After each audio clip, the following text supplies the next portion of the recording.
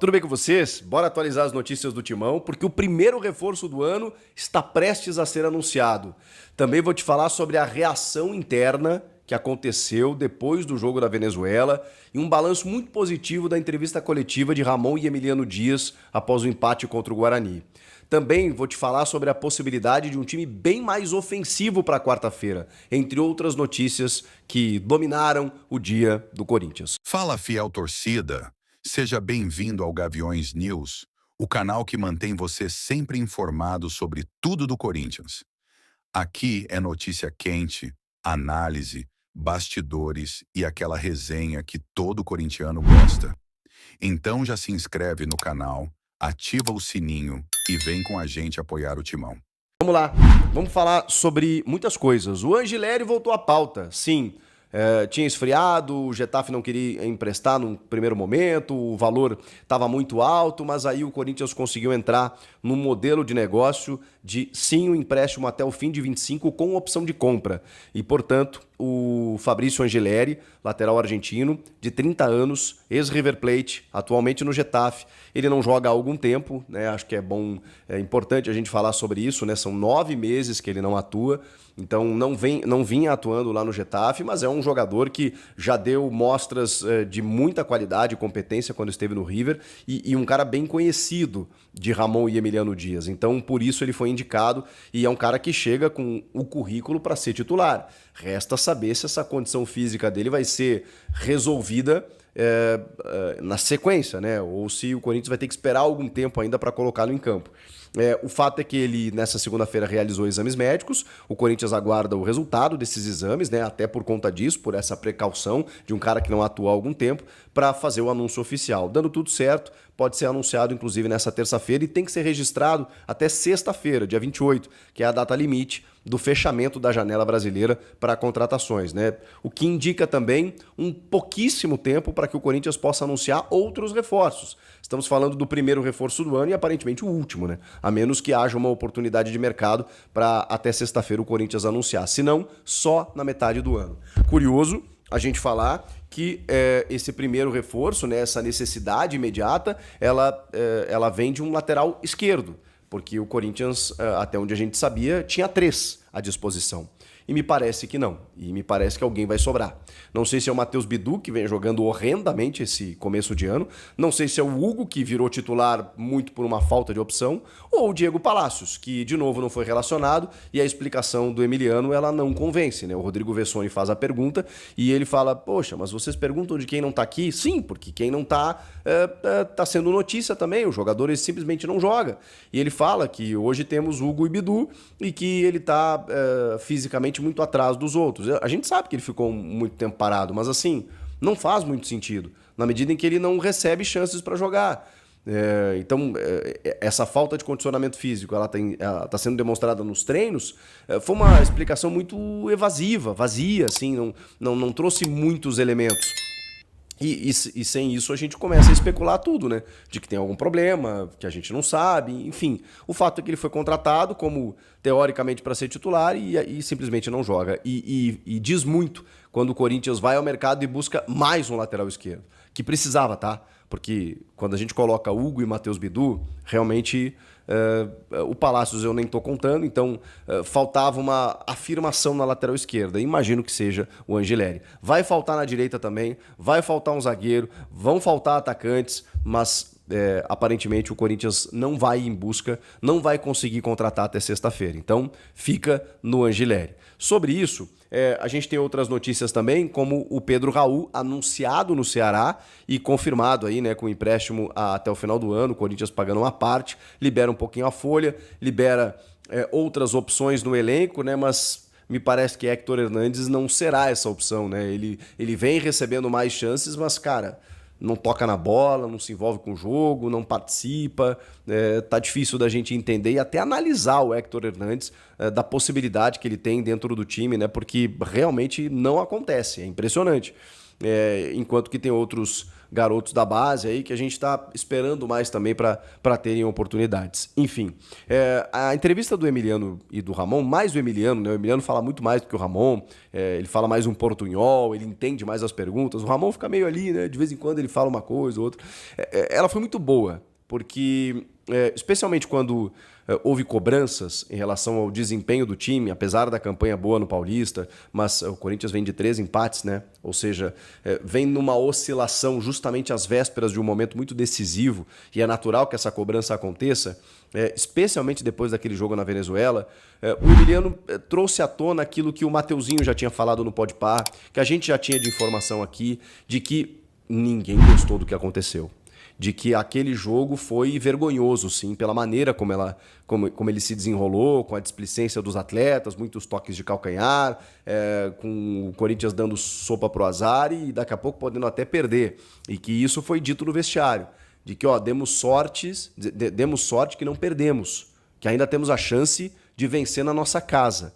E que os jogadores se cobraram como nunca aconteceu, que foi a semana mais dura desde que eles chegaram ali, de que todo mundo se cobrou, de que os próprios jogadores sabem que precisam dar essa resposta, de que ninguém ficou feliz ou satisfeito com o que aconteceu, de que aquilo ali não é o Corinthians, eles entendem isso. Então, me pareceu muito claro, muito cristalino, né, que eles perceberam o erro. E eu acho que o primeiro passo para você corrigir um erro é você identificar o que está acontecendo. Não, realmente eu errei. Quando você desconsidera, não, tá tudo bem, tá tudo certo, isso é do jogo, faz parte, a tua tendência é errar de novo. Quando você percebe, quando você aponta e tipo assim, não, aqui eu fui mal. Opa, a tendência é que você não faça de novo. Que você possa cometer outros erros, mas não os mesmos, né? É meio filosófico aqui, mas só para vocês entenderem. Tenho certeza que os jogadores vão entrar na quarta-feira para dar essa resposta. O time é muito inferior tecnicamente ao Corinthians, o time venezuelano. Os caras vão chegar tirando foto da Neoquímica Arena, provavelmente foto com o Memphis Depay depois do jogo e com outros jogadores do Corinthians. Vão estar deslumbrados com a estrutura do Corinthians, com a torcida, com o palco, com a oportunidade de vida que eles estão tendo de jogar esse jogo. Mas assim, isso indica também que o Corinthians jamais pode abrir a hipótese da possibilidade de não se classificar.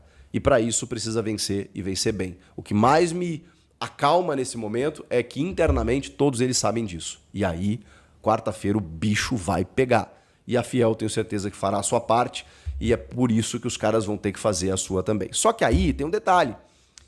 Tá confirmado também o dia e o horário da partida de quartas de final, né, jogo único, contra o Mirassol pelo Campeonato Paulista, que vai ser no fim de semana subsequente. No próximo final de semana, no caso. E na outra semana, o Corinthians avançando da UCV, e imaginamos que sim, o Corinthians vai encarar um equatoriano, seja o Barcelona de Guayaquil ou o El Nacional, em solo equatoriano, primeiro jogo fora. Pois bem, o jogo do Paulista, que poderia ser sábado, ficou para o domingo. Se fosse no sábado, teria menos tempo entre o jogo de quarta e o jogo de sábado, né? Teria 2 dias ali, quinta e sexta, de preparação para o jogo contra o Mirassol. Seria um prejuízo? Seria. Porque a gente não sabe o nível do desgaste nesse jogo na quarta-feira, né? Pode ser que seja uma barbada. Pode ser que esteja resolvido no primeiro tempo com 3-0. E aí ele possa tirar os caras, descansar. Pode ser que não. Pode ser que o Corinthians se atrapalhe. A gente torce que não e espera que não. E aí, sendo no sábado, o Corinthians teria mais um dia, domingo, para viajar na segunda para o Equador, depois terça, treinar em solo equatoriano, na quarta fazer o jogo. Agora não. Agora, com o jogo no domingo às 6h30 da tarde, diante do Mirassol, o Corinthians joga na quarta, tem quinta, sexta, sábado, joga domingo, quartas de final do Paulista, na segunda já viaja para o Equador, na terça treina lá e na quarta encara mais um confronto de pré-libertadores. Olha que loucura. Depois tem semifinal no outro final de semana. E aí na outra semana o jogo da volta para poder avançar a fase de grupos. Essa é a maratona do Corinthians nos próximos dias. Que loucura, hein?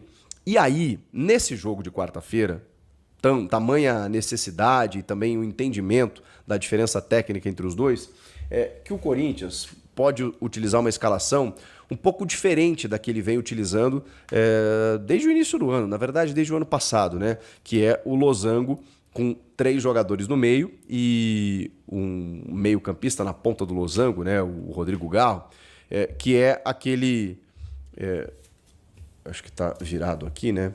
Eu tô com a mesa tática aqui. Mas, bom, você sabe, o time do Corinthians meio que decora, assim, né? Eu até boto o Garro na ponta do losango. Alguns números eu consigo respeitar aqui, né? O Garro com a 8, o Yuri com a 9, o Memphis com a 10. Aí aqui ele tinha normalmente, né? O Ranielli, o Carrilho e o... na verdade, né, o Martinez aqui, ele jogou assim, né? Martinez, Carrilho e Ranielli. O Ranielli machucou. Com o Ranielli machucado, no último jogo contra o Guarani, ele já mudou o sistema. E aí, o que pode acontecer? Quando o teu adversário é mais frágil, o Corinthians vai ter a bola, joga em casa, não tem por que ter 4 jogadores no meio e apenas 2 atacantes. Você pode ter uma formação muito mais ofensiva. E a ideia é justamente essa. Sem a figura do Ranielli, vamos fazer aqui o Garro segue aqui na ponta do losango, mas aí eu vou jogar aqui o Thales Magno. O Memphis e o Yuri ficam se alternando, né? Mas aí você pode jogar o Thales Magno aqui, aí você faz Thales, Memphis e Yuri.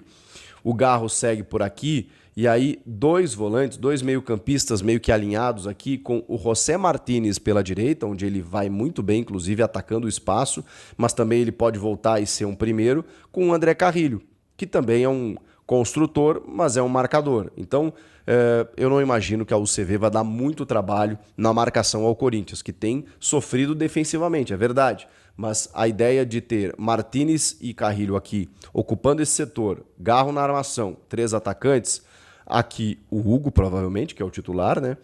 O Mateuzinho na direita, o André Ramalho e o Choca, né? O André até é o 5, né? O 5 que ele está usando. Enfim. E o Hugo Souza no gol. Esse deve ser o time.